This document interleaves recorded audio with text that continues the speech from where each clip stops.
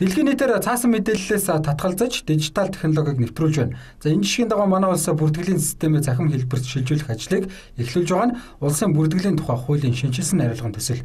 За энэ хуулийн дэвшилттэй талууд олон байгааг хууль санаачлагчдын зүгээс онцоллоо. Эсвэл одоо газар нутгийн байр өнөөдөр захим иргэний үнэмлэхтэй болсон мөртлөө натраатаар батлуулдаг чи яг ямар учиртай. Энэ натраатаар батлуулсныг хинд үзүүлэх чинь нэг хүн харах гээд байгаа байхгүй. Натраатаар батлуулах ёстой. Заавал наанч. Тэнд нэг журам хэрэгжээд байгаа байхгүй. Тэр журмыг нь жишээ нь болиулаад өгчих юм бол захим үнэмлэхтэй болцсон бол хоёр дата хоорондоо холбогдоход тэнд хүн гүгээд байх шаардлагагүй шүү дээ. Энэ хуулийн төсөл батлагдах юм бол 5 төрлийн бичиг баримтыг иргэдээс одоо шаарддаг бол болно.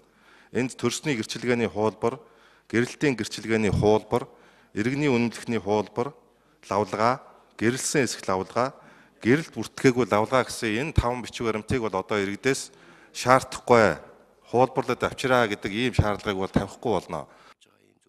Өнөөдөр Улаанбаатар хотын 156 хорооны 120-ын бүртгэлийн байгууллага онлайнд холбогджээ.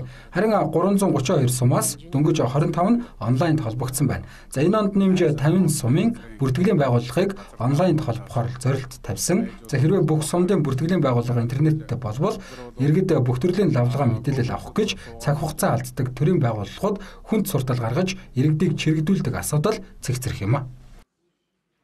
Хэдийгээр энэ захим орчмыг хурдтай амьдралд нэвтэрч байгаа ч гэсэн энэ цаасан бүртгэл гэдэг юм чинь цаашдаа байна.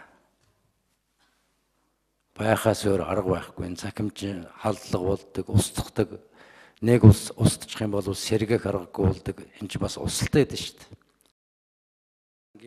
Өнөөдөр иргэдийг чирэгдүүлдэг нэг үйлчилгээ бол нотрат. Иймээс бүртгэлийн тухай хуультайгаа нотратын тухай хуулийг хамт өргөн мэдүүлж уялдуулах ёстой байсныг зарим гишүүд онцоллоо.